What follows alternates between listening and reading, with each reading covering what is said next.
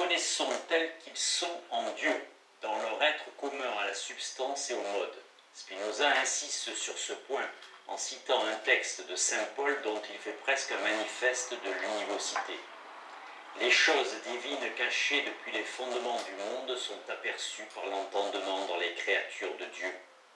Il semble que l'univocité des attributs se confonde avec leur expressivité, de manière indissoluble. Les attributs sont expressifs et univoques.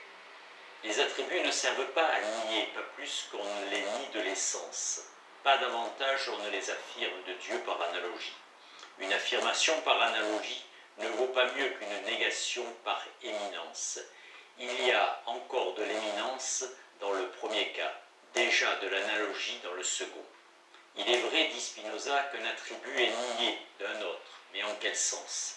Si l'on dit que l'étendue n'est pas limitée par l'étendue, mais par la pensée, cela ne revient-il pas à dire que l'étendue n'est pas infinie absolument, mais seulement en tant qu'étendue? La négation ici n'implique donc aucune opposition ni privation. L'étendue comme telle ne souffre d'aucune imperfection ou limitation qui dépendrait de sa nature. Aussi bien est-il vain d'imaginer un Dieu qui posséderait éminemment l'étendue. Inversement, en quel sens l'attribut est-il affirmé de la substance? Spinoza insiste souvent sur ce point. Les substances ou les attributs existent formellement dans la nature. Or, parmi les nombreux sens du mot formel, nous devons tenir compte de celui par lequel il s'oppose à éminent ou à analogue. Jamais la substance ne doit être pensée comme comprenant éminemment ses attributs. À leur tour, les attributs ne doivent pas être pensés comme contenant éminemment les essences de mode. Les attributs s'affirment formellement de la substance. Les attributs se disent formellement de la substance dont ils constituent l'essence et des modes dont ils contiennent les essences. Spinoza ne cesse de rappeler le caractère affirmatif des attributs qui définissent la substance comme la nécessité pour toute bonne définition d'être elle-même affirmative. Les attributs sont des affirmations, mais l'affirmation dans son essence est toujours formelle, actuelle, univoque. C'est en ce sens qu'elle est expressive. La philosophie de Spinoza est une philosophie de l'affirmation pure. L'affirmation est le principe spéculatif dont toute l'éthique dépend. À ce point, nous pouvons chercher comment Spinoza rencontre, pour s'en servir, une idée cartésienne. Car la distinction réelle tendait à donner au concept d'affirmation une véritable logique. En effet, la distinction réelle telle que Descartes l'utilisait nous mettait sur la voie d'une découverte profonde. Les termes distingués conservaient toute leur positivité respective au lieu de se définir par opposition l'un avec l'autre. Non opposita sed diversa, telle est la formule de la nouvelle logique. La distinction réelle semblait annoncer une nouvelle conception du négatif, sans opposition ni privation, mais aussi une nouvelle conception de l'affirmation sans éminence et sans analogie. Or, si cette voie n'aboutit pas dans le cartésianisme, c'est pour une raison que nous avons vue précédemment. Descartes donne encore à la distinction réelle une valeur numérique, une fonction de division substantielle dans la nature et dans les choses. Il conçoit toute qualité comme positive, toute réalité comme perfection, mais tout n'est pas réalité dans une substance qualifiée et distinguée, tout n'est pas perfection dans la nature d'une chose. C'est à Descartes, entre autres, que Spinoza pense quand il écrit « Dire que la nature de la chose exigeait la limitation et par suite ne pouvait être autrement, c'est ne rien dire, car la nature d'une chose ne peut rien exiger tant qu'elle n'est pas. » Chez Descartes, il y a des limitations que la chose exige en vertu de sa nature, des idées qui ont si peu de réalité qu'on pourrait presque dire qu'elles procèdent du néant, des natures auxquelles manque quelque chose. Par là se réintroduit tout ce que la logique de la distinction réelle était censée chasser, la privation, l'éminence. Nous verrons que l'éminence, l'analogie même, une certaine équivocité, restent des catégories presque spontanées de la pensée cartésienne. Au contraire, pour dégager les conséquences extrêmes de la distinction réelle conçue comme logique de l'affirmation, il fallait s'élever jusqu'à l'idée d'une seule substance, ayant tous les attributs réellement distincts. Il fallait d'abord éviter toute confusion, non seulement des attributs et des modes, mais des attributs et des propres. Les attributs sont les affirmations de Dieu, les logoi, ou les vrais noms divins. Revenons au texte où Spinoza invoque l'exemple d'Israël, ainsi nommé comme patriarche, mais appelé Jacob par rapport à son frère. D'après le contexte, il s'agit d'illustrer la distinction de raison telle qu'elle est entre la substance et l'attribut. Israël est dit Jacob, supplantator, par rapport à son frère comme plan, est dit blanc par rapport à un homme qui le regarde, comme la substance est dite telle ou telle par rapport à l'entendement qui lui attribue telle ou telle essence. Il est certain que ce passage favorise une interprétation intellectualiste ou même idéaliste des attributs, mais un philosophe est toujours amené à simplifier sa pensée dans certaines occasions ou à la formuler partiellement. Spinoza ne manque pas de souligner l'ambiguïté des exemples qu'il cite. En vérité, l'attribut n'est pas une simple façon de voir ou de concevoir. Sa relation avec l'entendement est bien fondamentale, mais s'interprète autrement. C'est parce que les attributs sont eux-mêmes des expressions qu'ils renvoient nécessairement à l'entendement comme à la seule instance qui perçoit l'exprimer. C'est parce que les attributs expliquent la substance qu'ils sont par là même relatifs à un entendement dans lequel toutes les explications se reproduisent ou s'expliquent elles-mêmes objectivement. Alors le problème tend à se préciser. Les attributs sont des expressions, mais comment des expressions différentes peuvent-elles désigner une seule et même chose ? Comment des noms différents peuvent-ils avoir un même désigné ? Vous désirez que je montre par un exemple comment une seule et même chose peut être désignée insigneri par deux noms.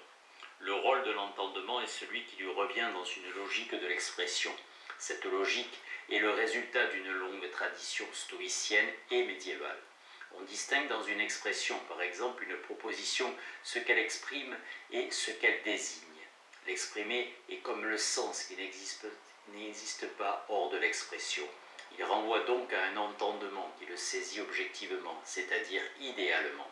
Mais il se dit de la chose et non de l'expression elle-même. L'entendement le rapporte à l'objet désigné comme l'essence de cet objet. On conçoit dès lors que des noms puissent se distinguer par leur sens, mais que ces sens différents soient rapportés au même objet désigné dont ils constituent l'essence. Il y a dans la conception spinoziste des attributs, une sorte de transposition de cette théorie du sens. Chaque attribut est un nom ou une expression distincte. Ce qu'il exprime est comme son sens, mais s'il est vrai que l'exprimé n'existe pas hors de l'attribut, il n'en est pas moins rapporté à la substance comme à l'objet désigné par tous les attributs. Ainsi, tous les sens exprimés forment l'exprimable ou l'essence de la substance. Celle-ci sera dite à son tour s'exprimer dans les attributs. Il est vrai qu'en assimilant la substance à l'objet désigné par différents noms, nous ne résolvons pas le problème essentiel, celui de la différence entre ces noms. Bien plus, la difficulté augmente dans la mesure où ces noms sont univoques et positifs, donc s'appliquent formellement à ce qu'ils désignent. Leur sens respectif semble introduire dans l'unité du désigné une multiplicité nécessairement actuelle. Il n'en est pas ainsi dans une vision analogique. Les noms s'appliquent à Dieu par analogie. Leur sens préexiste en lui sur un mode éminent qui en assure l'inconcevable unité, l'inexprimable unité. La distinction de l'exprimé sens et du désigné, désignatum, dénominatum, n'est pas récente dans une logique des propositions, bien qu'elle réapparaisse chez beaucoup de philosophes modernes. L'origine en est dans la logique stoïcienne qui distingue l'exprimable et l'objet. Occam, à son tour, distingue la chose en tant que telle, l'extra animam, et la chose comme exprimée dans la proposition. Déclaratio, explicatio, significatio sont des synonymes d'expressio. Certains disciples d'Occam poussent encore plus loin la distinction et rejoignent les paradoxes stoïciens, faisant de l'exprimer une entité non existante, irréductible à la chose, à la proposition. Mais que faire si les noms divins ont le même sens, tels qu'ils sont appliqués à Dieu et tels qu'ils sont impliqués dans les créatures, c'est-à-dire dans tous les emplois qu'on en fait, si bien que leur distinction ne peut plus se fonder sur les choses créées, mais doit être fondée dans ce Dieu qu'ils désignent. On sait que Duns Scotus, au Moyen-Âge, avait posé ce problème. Il lui avait donné une solution profonde. Duns Scotus, sans doute, est celui qui mena le plus loin l'entreprise d'une théologie positive. Il dénonce à la fois l'éminence négative des néo-platoniciens, la pseudo-affirmation des thomistes. Il leur oppose l'univocité de l'être. L'être se dit au même sens de tout ce qui est infini ou fini, bien que ce ne soit pas sous la même modalité. Mais précisément, l'être ne change pas de nature en changeant de modalité, c'est-à-dire quand son concept est prédiqué de l'être infini et des êtres finis. Déjà chez Scott, l'univocité n'entraîne donc aucune confusion d'essence. Et l'univocité de l'être entraîne elle-même l'univocité des attributs divins. Le concept d'un attribut qui peut être élevé à l'infini est commun lui-même à Dieu et aux créatures, à condition d'être pris dans sa raison formelle ou dans sa quiddité, car l'infinité ne supprime nullement la raison formelle de ce à quoi on l'ajoute. Mais se disant formellement et positivement de Dieu, comment les attributs infinis ou les noms divins n'introduisaient-ils pas en Dieu une pluralité correspondante à leur raison formelle, à leur quiddité distincte? C'est à ce problème que Scott applique un des concepts les plus originaux qui vient compléter celui de l'univocité, l'idée de la distinction formelle. Celle-ci concerne l'appréhension des quiddités distinctes qui n'en appartiennent pas moins à un même sujet. Elle renvoie évidemment à un acte de l'entendement. Mais l'entendement ne se contente pas ici d'exprimer une même réalité sous deux aspects qui pourraient exister à part dans d'autres sujets, ni d'exprimer une même chose à divers degrés d'abstraction, ni d'exprimer quelque chose analogiquement par rapport à d'autres réalités. Il appréhende objectivement des formes actuellement distinctes, mais qui comme telles composent un seul et même sujet. Entre animal et raisonnable, il n'y a pas seulement une distinction de raison comme entre homo humanitas.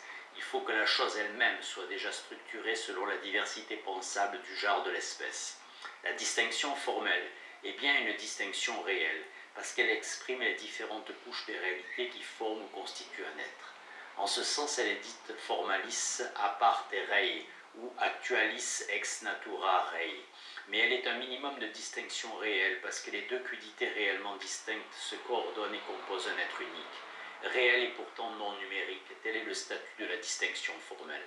Encore doit-on reconnaître que dans le fini, deux quiddités comme animal et raisonnable ne communiquent que par le troisième terme, auquel elles sont identiques. Mais il n'en est pas de même dans l'infini. Deux attributs portés à l'infini seront encore formellement distincts tout en étant ontologiquement identiques. Comme le dit Hilson, parce qu'elle est une modalité de l'être et non un attribut. L'infinité peut être commune à des raisons formelles, quiditativement irréductibles, et leur conférer l'identité dans l'être sans supprimer leur distinction dans la formalité. Deux attributs de Dieu, par exemple justice et bonté, sont donc des noms divins qui désignent un Dieu absolument un, tout en signifiant des quiddités distinctes.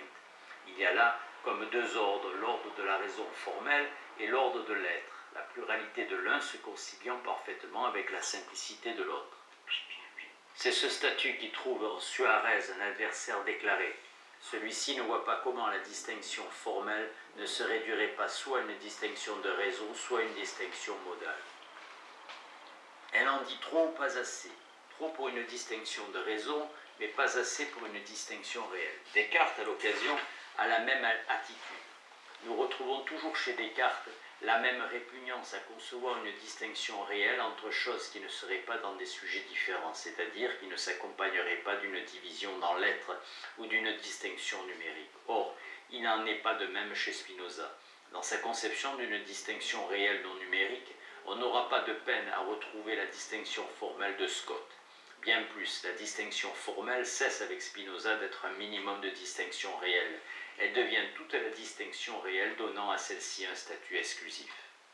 Les attributs chez Spinoza sont réellement distincts, ou conçus comme réellement distincts. En effet, ils ont des raisons formelles irréductibles. Chaque attribut exprime une essence infinie comme sa raison formelle ou sa quiddité. Les attributs se distinguent donc quiditativement, formellement. Ce sont bien des substances à un sens purement qualitatif. Chacun attribue son essence à la substance comme à autre chose, façon de dire que la distinction formelle entre attributs ne correspond à aucune division dans l'être. La substance n'est pas un genre, les attributs ne sont pas des différents spécifiques. Il n'y a donc pas de substance de même espèce que les attributs, il n'y a pas de substance qui serait la même chose, res, que chaque attribut, formalitas. Cette autre chose est donc la même pour tous les attributs. Bien plus, elle est la même que tous les attributs. Cette dernière détermination ne contredit nullement la précédente. Tous les attributs formellement distincts sont rapportés par l'entendement à une substance ontologiquement une. Mais l'entendement ne fait que reproduire objectivement la nature des formes qu'il appréhende. Toutes les essences formelles forment l'essence d'une substance absolument une. Toutes les substances qualifiées forment une seule substance du point de vue de la quantité, si bien que les attributs eux-mêmes ont à la fois l'identité dans l'être, la distinction dans la formalité. Ontologiquement un, formellement divers, tel est le statut des attributs. Malgré son allusion au fatras des distinctions péripatéticiennes, Spinoza restaure la distinction formelle, lui assurant même une portée qu'elle n'avait pas chez Scott. C'est la distinction formelle qui donne un concept absolument cohérent de l'unité de la substance et de la pluralité des attributs. C'est elle qui donne à la distinction réelle une nouvelle logique. On demandera alors pourquoi Spinoza n'emploie jamais ce terme, mais parle seulement de distinction réelle. C'est que la distinction formelle est bien une distinction réelle. Ensuite, Spinoza avait tout avantage à utiliser un terme que Descartes, par l'emploi qu'il en avait fait, avait en quelque sorte neutralisé théologiquement. Le terme distinction réelle permettait alors les plus grandes audaces, sans ressusciter d'anciennes polémiques que Spinoza jugeait sans doute inutiles et même nuisibles. Nous ne croyons pas que le prétendu cartésianisme de Spinoza aille plus loin.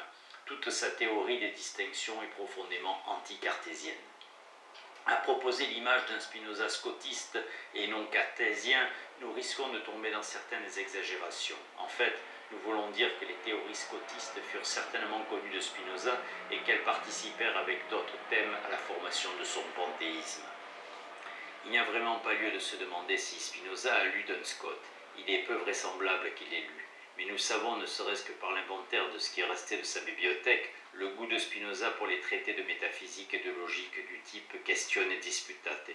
Or, ces traités comportent toujours des exposés de l'univocité et de la distinction formelle scotiste. De tels exposés font partie des lieux communs de la logique et de l'ontologie des XVIe et XVIIe siècles. On ajoutera que les problèmes d'une théologie négative ou positive, d'une analogie ou d'une univocité de l'être et d'un statut correspondant des distinctions ne sont nullement propres à la pensée chrétienne. On les trouve aussi vivaces dans la pensée juive du Moyen-Âge. Certains commentateurs ont souligné l'influence de Hasdai et Crescas sur Spinoza en ce qui concerne la théorie de l'étendue, mais plus généralement, Crescas semble avoir élaboré une théologie positive comportant l'équivalent d'une distinction formelle entre attributs de Dieu. Le plus intéressant dès lors est la manière dont Spinoza utilise et renouvelle les notions de distinction formelle et d'univocité. Qu'est-ce que Duns Scott en effet appelait attributs? Justice, bonté, sagesse, etc. Bref, des propres. Sans doute reconnaissait-il que l'essence divine peut être conçue sous ses attributs, sans ses attributs. Mais il définissait l'essence de Dieu par des perfections intrinsèques, entendement et volonté. Scott était théologien et à ce titre restait aux prises avec des propres et des êtres de raison. C'est pourquoi chez lui la distinction formelle n'avait pas toute sa portée, s'exerçant toujours sur des êtres de raison comme les genres et les espèces, comme les facultés de l'âme ou bien sur des propres comme ses prétendus attributs de Dieu. Plus encore, l'univocité chez Scott semblait compromise par le souci d'éviter le panthéisme, car la perspective théologique, c'est-à-dire créationniste, le forçait à concevoir l'être univoque comme un concept neutralisé, indifférent. Indifférent au fini, à l'infini, au singulier, à l'universel, au parfait et à l'imparfait, au créé et à l'incréé. Chez Spinoza, au contraire, l'être univoque est parfaitement déterminé dans son concept comme ce qui se dit en un seul et même sens de la substance qui est en soi et des modes qui sont en autre chose. Avec Spinoza, l'univocité devient l'objet d'affirmation pure. La même chose, formalité, constitue l'essence de la substance et contient les essences de mode. C'est donc l'idée de cause immanente qui, chez Spinoza, prend le relais de l'univocité, libérant celle-ci de l'indifférence et de la neutralité, où la maintenait la théorie d'une création divine. Et c'est dans l'immanence que l'univocité trouvera sa formule proprement spinoziste. Dieu est dit cause de toute chose au sens même et au sensu où il est dit cause de soi. Chapitre 4. L'absolu. Spinoza démontre avec soin que toute substance qualifiée doit être illimitée. L'ensemble des arguments du court traité et de l'éthique se présente ainsi. Si une substance était limitée, elle devrait l'être ou bien par elle-même, ou bien par une substance de même nature, ou bien par Dieu, qui lui aurait donné une nature imparfaite. Or, elle ne peut être limitée par elle-même, car elle aurait dû changer toute sa nature, ni par une autre, car il y aurait eu deux substances de même attribut, ni par Dieu, parce que Dieu n'a rien d'imparfait ni de limité, et à plus forte raison ne se trouve pas devant les choses qui exigeraient ou impliqueraient des limitations quelconques avant d'être créées. L'importance de ces thèmes est indiquée par Spinoza, mais de manière elliptique. Si nous pouvons démontrer qu'il ne peut y avoir aucune substance limitée, toute substance doit alors appartenir sans limitation à l'être divin. La transition semble être celle-ci. Si toute substance est illimitée, nous devons reconnaître que chacune en son genre ou dans sa forme est infiniment parfaite. Il n'y a donc égalité entre toutes les formes, tous les genres d'être. Aucune forme d'être n'est inférieure à une autre, aucune n'est supérieure. C'est cette transition que Spinoza formule explicitement dans un autre texte. Il n'y a entre les attributs aucune sorte d'inégalité. Dès lors, on ne pourra pas penser que Dieu contienne la réalité ou perfection d'un effet sous une forme meilleure que celle dont dépend l'effet, car il n'y a pas de forme qui soit meilleure qu'une autre. On en conclut toutes les formes étant égales, attributs, Dieu ne peut pas posséder l'une sans posséder les autres. Il ne peut pas en posséder une qui vaudrait pour une autre éminemment. Toutes les formes d'être étant infiniment parfaites, elles doivent sans limitation appartenir à Dieu comme à un être absolument infini. Ce principe d'une égalité des formes ou des attributs n'est qu'un autre aspect du principe d'univocité et du principe de distinction formelle. Il n'en a pas moins une application particulière. Il nous force à passer de l'infini à l'absolu, de l'infiniment parfait à l'absolument infini. Les formes d'être étant toutes parfaites et illimitées, donc infiniment parfaites, elles ne peuvent constituer des substances inégales qui renverraient à l'infiniment parfait comme à un être distinct jouant le rôle d'une cause éminente et efficiente. Pas davantage ne peuvent former des substances elles-mêmes égales, car des substances égales ne pourraient l'être que numériquement et elles devraient avoir la même forme. L'une devrait nécessairement limiter l'autre et ne pourrait pas par suite être infinie. Les formes également illimitées sont donc les attributs d'une seule substance qui les possède toutes et les possède actuellement. Mais alors la plus grande erreur serait de croire que l'infiniment parfait suffise à définir la nature de Dieu. L'infiniment parfait est la modalité de chaque attribut, c'est-à-dire le propre de Dieu. Mais la nature de Dieu consiste en une infinité d'attributs, c'est-à-dire dans l'absolument infini. On peut prévoir déjà la transformation que Spinoza contre Descartes va faire subir aux preuves de l'existence de Dieu, car toutes les preuves cartésiennes procèdent par l'infiniment parfait, et non seulement elles procèdent ainsi, mais elles se meuvent dans l'infiniment parfait, l'identifiant à la nature de Dieu. La preuve a posteriori dans sa première formulation dit « L'idée que j'ai d'un être plus parfait que le mien doit nécessairement avoir été mise en moi par un être qui soit en effet plus parfait. » La seconde formulation est « De cela seul que j'existe et que l'idée d'un être souverainement parfait, c'est-à-dire de Dieu est en moi, l'existence de Dieu est très évidemment démontrée. » La preuve ontologique ou a priori s'énonce enfin. Ce que nous concevons clairement et distinctement appartenir à la nature ou à l'essence ou à la forme immuable et vraie de quelque chose, cela peut être dit ou affirmé avec vérité de cette chose. Mais après que nous avons assez soigneusement recherché ce que c'est que Dieu, nous concevons clairement et distinctement qu'il appartient à sa vraie et immuable nature qu'il existe. Donc alors nous pouvons affirmer avec vérité qu'il existe. Or, dans la mineure, la recherche à laquelle Descartes fait allusion consiste précisément à déterminer le souverainement parfait, comme la forme, l'essence ou la nature de Dieu. L'existence étant une perfection, appartient à cette nature grâce à sa majeure. On en conclut que Dieu existe effectivement. La preuve ontologique elle-même implique donc l'identification de l'infiniment parfait avec la nature de Dieu. En effet, considérons les secondes objections faites à Descartes. On lui reproche de ne pas avoir démontré dans la mineure que la nature de Dieu était possible ou n'impliquait pas contradiction. On lui oppose Dieu existe s'il est possible.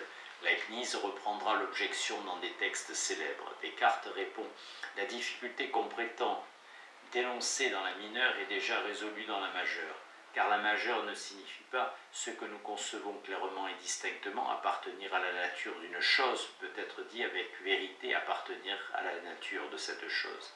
Ce serait une simple tautologie. La majeure signifie ce que clairement et distinctement nous concevons appartenir à la nature de quelque chose, cela peut être dit ou affirmé avec vérité de cette chose. Or, cette proposition garantit la possibilité de tout ce que nous concevons clairement et distinctement. Si l'on réclame un autre critère de possibilité qui serait comme une raison suffisante, du côté de l'objet, nous avouons notre ignorance comme l'impuissance de l'entendement à atteindre cette raison.